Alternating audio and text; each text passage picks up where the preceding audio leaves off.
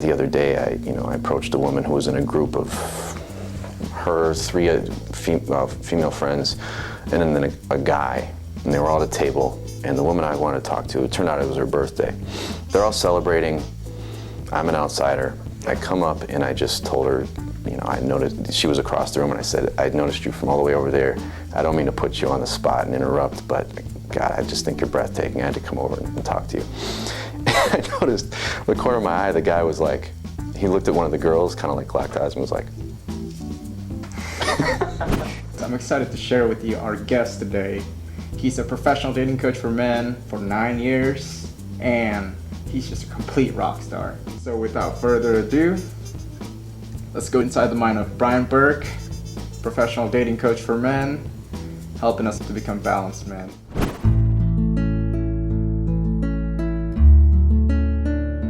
Brian, thanks for joining us. Thank you. It never works when I try to be funny.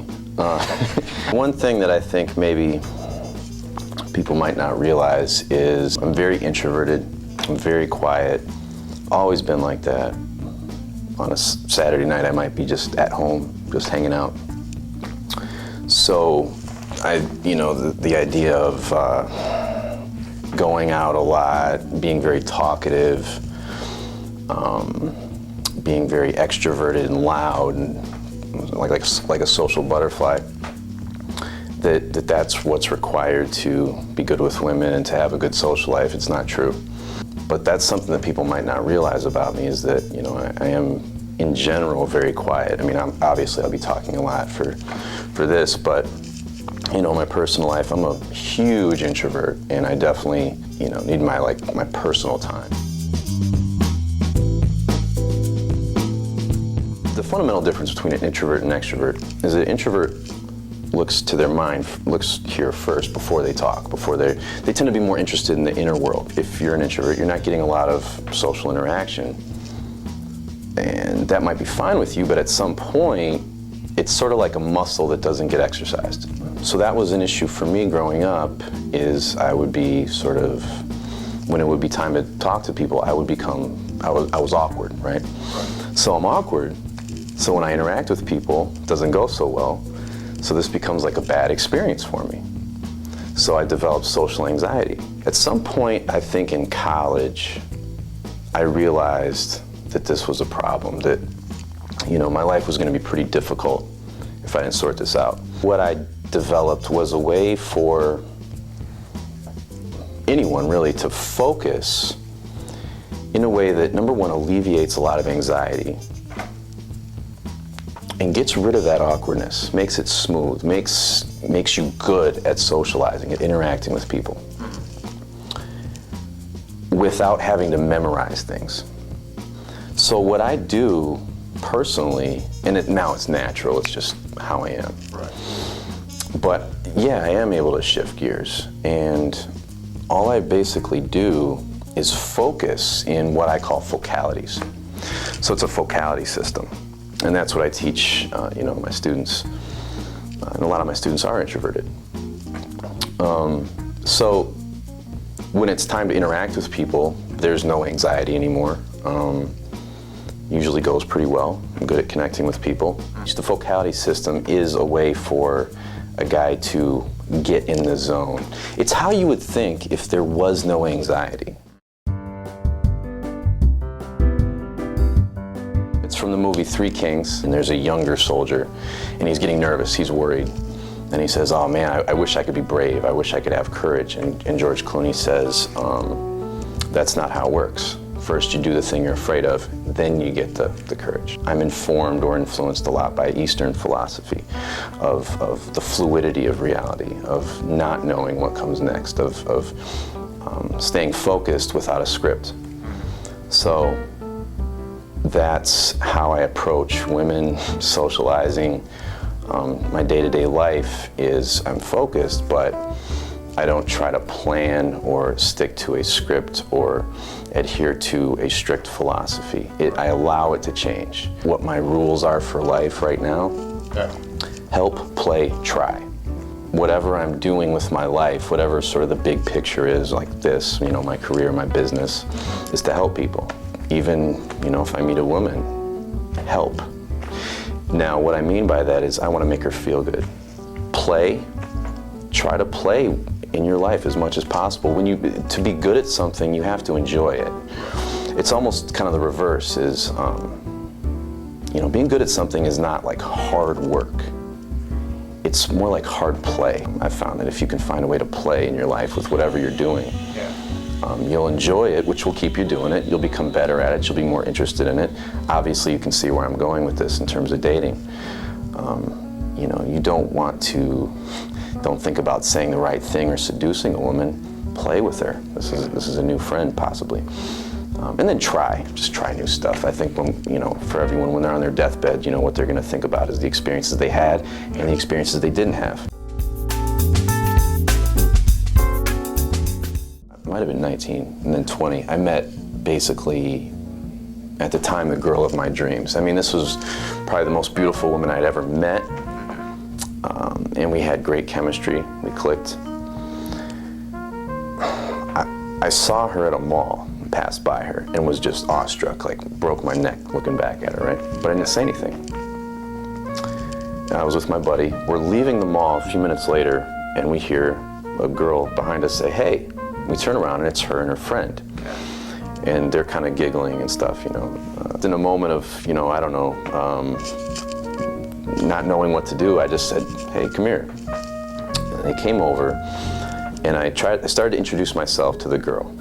And she just looked at me with this look of like that, right? Yeah. Well, at the time I was very insecure, and I couldn't believe that a girl that beautiful would be interested in me. So I interpreted this kind of mystery look as her looking at me like she's out of my league, like I got shit on my face, right? I just was feeling pretty like, oh my God, this isn't gonna work. You know, she doesn't like me. So I bailed. I just walked off. So my friend stayed, and he talked to the other girl, and he pulled the old, you know, we're having a party, you guys should come. There was no party, right? Yeah. He got the other girl's number, and I guess I'm waiting in the car for him out in the parking lot. He comes out and he's like, "Hey man, why'd you leave? That girl thought you were cute." And I was like, "Oh my God, you have to be kidding me." So I hounded him for several months after that, get her number from her friend, you know. I finally got it, called her, and we just clicked on the phone, our personalities. And then we started dating, and I was just so insecure. I didn't have anything going on in my life. I was taking a year off college and had no clue where I was going in life. And she was like the best thing that had ever happened to me, so I was terrified of losing her. I also didn't understand women at all. And I don't think you ever do completely, but there's a gradient. There's like a, you know, it's relative, right? Right. So I didn't understand. I was horrific in bed.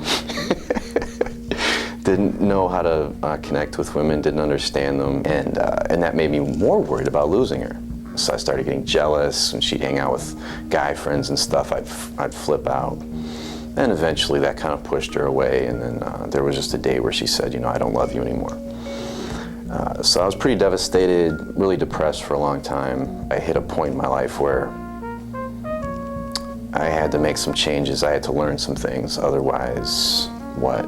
I had these experiences, and they sort of set me off on a quest. You know, I remember going to the library and just like checking out every single book on dating and stuff, and then this was around the time where like high-speed internet was becoming a thing, you know. Right. So I was going online, and you know, there was like the early seduction community. I found Vin DiCarlo, who I used to work for. Really liked the stuff he said. It resonated with me, and I got coaching from him. I was his last student, and he said I was his best student. Now, whether that's true or not, I don't know. It makes for a cool story. But, you know, I was with him for 3 days in Chicago. This would have been back in 2006, I think. And And I made a lot of progress over the 3 days. I mean, I was horrific the first night. I was so nervous, and I was trying to apply this stuff, and I was like getting angry at girls, and just bad. And then, but on the last night, you know, I applied everything. I was escalating. I was touching, and I made a lot of progress over 3 days. And he and I stayed in touch, and I think maybe he saw something in me, and he was starting a new company. So he said, you know, I want you to be a part of it. That next year, basically, I realized, okay, now I have like something I'm really passionate about, something that I'm good at, and that excites me. And so I started coaching. Essentially, for a long time, like thousands of years, men have treated women as property. Then it became courtship. And if you think about that word, it comes from court, a royal court.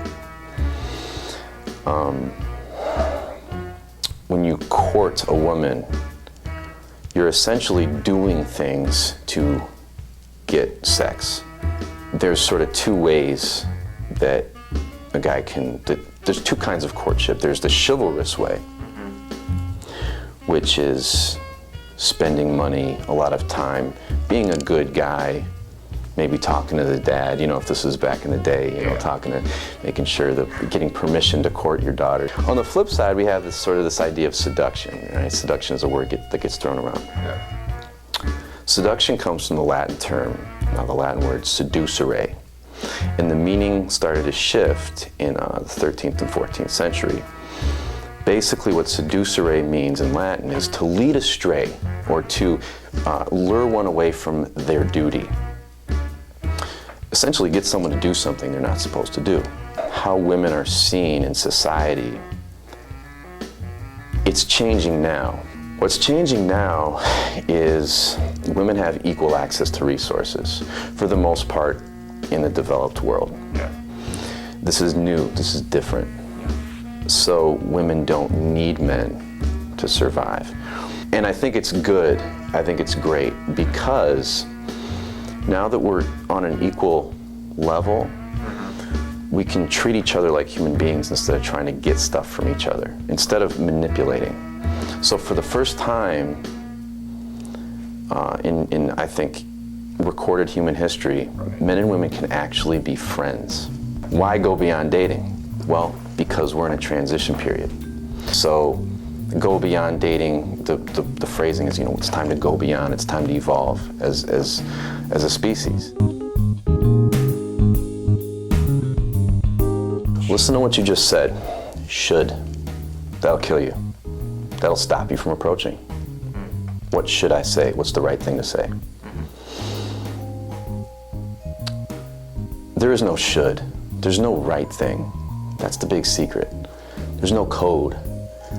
You know, there's no secret code to connect with another person. Wit, for example, we think about, like, you know, how often have you heard, you know, oh, just to go up to a girl and say something witty. Like, how do I talk to girls? Well, think of something witty. Even a woman will say that if you ask, like, well, you know, how should I approach that girl? Oh, well, you gotta think of something witty. Go up and make her laugh, right? First of all, it's very hard to, like, be funny on the spot, but you don't even need to. It's completely unnecessary. Not that it's bad to do it, but it's unnecessary. And this comes from wit itself was a sport, was an intellectual sport in the Middle Ages. Voltaire is a great example of this. I think he even has a quote. I guess he was really ugly. He had a big nose and stuff. And he said something about, you know, I may be ugly, but give me 5 minutes to talk to a woman and I'll get her in bed. There are ways to focus in a way that leads to a connection, and there's a way to focus that goes away from that prevents that, which is deception, which is a focality also.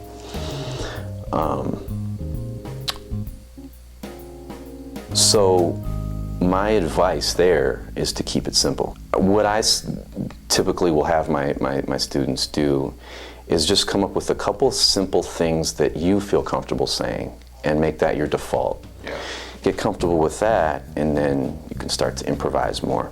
9 times out of 10, I just say, whoa, you're pretty. What's your name? Pretty, cute, beautiful. The only sort of couple things that will improve your results. It comes down to calibration on the situation. And I use a static dynamic kind of system. So if it's a woman on the street walking past me, we have a limited amount of time, there's a lot of movement. So I need to overcome that with more intensity, more energy. So I might say something like, beautiful. Excuse me, I just noticed you walking by. I have to tell you, I think you're beautiful. So in a bar situation, something a little less intense, like, oh, you look great tonight.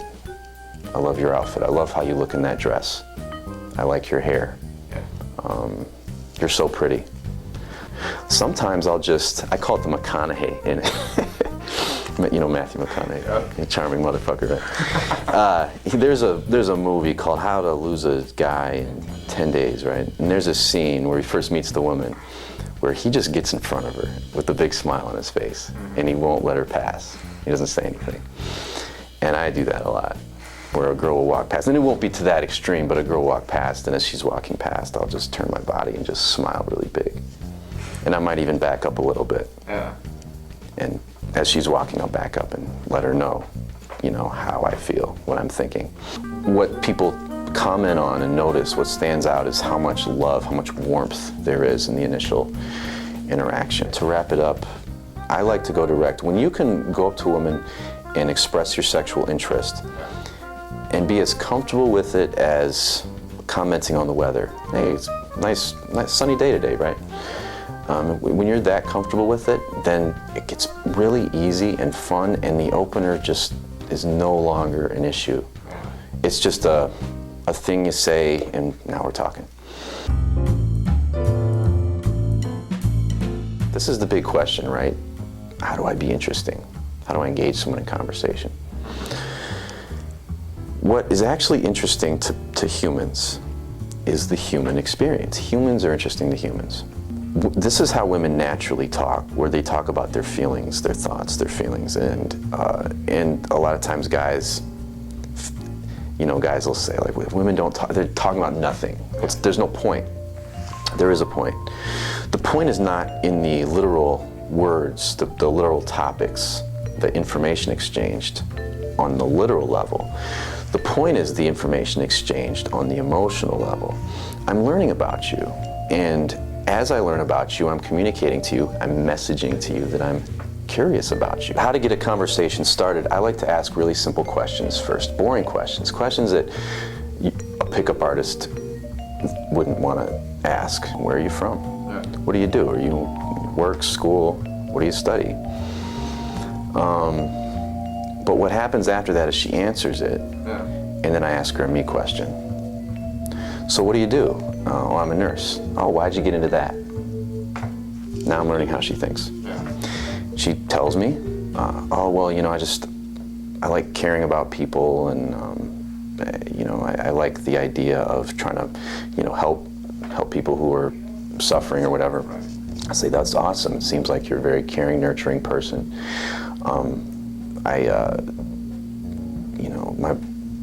I volunteered in my mom's classroom when I was younger, and I got to see how warm and caring she was, and dealing with the kids was a really cool experience for me, because as a man, especially when I was younger, I wanted to be tough and macho, but it felt really good to actually have a kid kind of look up to you and be able to express that nurturing side of you. So, I like to think I'm a pretty caring person too, so I'm relating. So, you can see, now we're talking. Lead7 stands for Leadership Emergence and Accelerated Development. So, in plain English, leadership, we've been talking about that. It's in the same way that a woman with a nice figure, pretty face turns you on, leadership thinking turns a woman on. Yeah. All right? So, the cool thing is, as a man, at your best, at your core, you are a leader. There's no one else around, you're leading yourself. How many times have you heard, women saying, I want a man who goes for what he wants, right? This is all we're talking about leadership, whether it's, we're calling it personal responsibility, internal locus of control, going for what you want. We're talking about leadership. That's the word I use. Emergence. So it's there. Right. It's you. And what we do is the way we navigate in this society, there's games we have to play. So we sort of compromise what we really want to do. I can't just go around punching people because they make me mad, right? So if I had 100% internal locus control, maybe I'd do that. Well, I don't want to go to jail and all that stuff. So, there's this idea of acquiring more when it comes to self-improvement. This is a trap people can get into.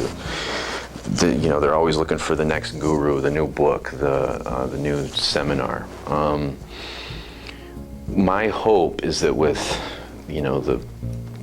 whether it's a live coaching or a thing that, a home study course, a study program, is that they do it and they let it go. Maybe come back and review it, sure, but I don't want a guy continuing to buy stuff after he's, bought the main thing, right? I know people. I have a friend of mine who's always like, hey, have you heard of this guy? Yeah, he's a guru. He talks about this and that. Now, nothing wrong with learning and reviewing these great ideas, but you can get in this habit of seeking outside yourself and trying to acquire more. So when we think about self-improvement, there's this idea, there's a subtle message you send yourself that I need more. I need to add more to be complete. Well, if we use the term emergence, it shifts the paradigm. Now what I need to do is drop the extra layers, the extras that I'm doing, and my natural self will emerge. The accelerated development part is basically, in a live program, I'm trying to speed up your learning curve. So fundamentally, my job is to save you time. You can do it on your own. It's going to take a while. You can go through the same sort of frustration, embarrassment, and that kind of thing that I went through. Or you can sort of have like the older brother that can explain things clearly, that will just kind of shoot you forward. I have a system of teaching. And so instead of teaching you a system, what I give you are the absolute most raw elements, the most fundamental thing, which is your attention. And those are the focalities. There's only 6 places you can put your attention, all right? And every single conversation you've had is a sequence of these focalities. And I've written out like transcripts and showed people, very much like DNA. There's only 4 nucleic acids. There's components to make up the double helix, and yet DNA makes all life on Earth. Don't start the clock yet. I have to think. Oh my gosh. It's an interesting question because a lot of the things I would say to him, he wouldn't understand. He'd have to go through some experiences. I would tell him that connecting with people and women is not about luck. You don't have to rely on fate. If you're struggling, you're not hopeless, you're not doomed. This is something that you can learn and improve on and develop to the point where you're very, very good at it and it's never a problem again. So hang in there. I would encourage 20-year-old Brian to learn about how women really are sexually and start internally begin to accept and trust yourself in situations that are unscripted and you don't know what you're doing. That's okay. None of us have a plan. None of us have a script. You can handle it. I remember remember way back in the day trying to do opinion openers and just, who lies more, men or women and stuff, and just women just looking at me like, what? Did you want to like have sex with me, or what are you doing? I do remember one time I tried to approach a woman on the street, and I was trying to get that street thing down, because there are some mechanics that you can do that really, because it's sort of a weird situation. But if you can approach a woman on the street, I mean, the world is yours. Like, I've had amazing relationships with beautiful, beautiful women that I met, just passing them on the sidewalk. Yeah. But there's some mechanical issues with it, mainly about her physical safety. And so I fucked that up. Like, I came at her at a weird angle from directly behind, and it was too fast. And she looked behind her and then like ran away. And I just felt so bad, and I was like, I looked around hoping no one saw it, because if someone was watching this, they would have thought I did something crazy. Yeah. So, that's the kind of embarrassing stuff. Yeah, I have proud moments all the time. That's why I've stayed with this. I mean, going on 9 years is a long time to do one thing. The emails I get from guys, a few months later, hey man, I just want to thank you. I'm dating this great girl right now. I'm so happy. I'm just seeing things in such a different way. Most kind of, I guess, outcomes and result is that the guy ends up meeting like a woman that he really, really likes. He's passionate about her, they click, and he's not using this old seduction script, this old seduction paradigm to connect with her. They're actually friends. This whole friend zone term is really a misguided term. It's really the nothing zone. But I recorded the big home study course that is not publicly available for sale yet, but I do give access to it to alumni and anyone who inquires personally. It will be at some point soon. It's just there's a lot on my plate right now. But when I originally did it, I recorded it as a sort of an insiders small group of guys. One of the guys, his name was Mark, and after the program was over and he got the recordings to review, like a few months later, he just, actually I think I emailed him just to like check up on him. I was like, hey man, how you doing? I had some financial questions for him because he's into like investing and stuff. And then he hit me back with an email that was like, hey man, I just want to thank you for everything. I met the girl of my dreams. She wasn't into me at first. And then after the sexual supremacy program using iPace, I think in a way that just cut through it. And she, after a few minutes,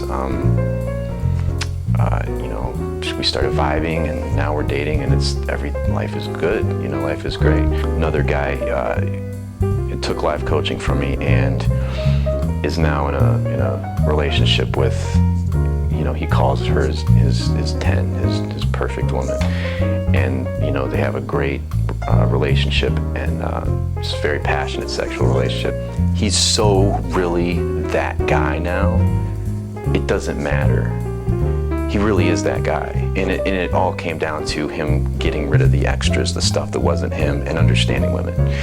And so she's on this little kind of audio they did. It's kind of cute, like this little couple talking. And he's like, Brian did this and this and this for me. And then she's on there and she's like, yeah, we just have the greatest sex. And at the end of it, she says, he makes me cream my panties.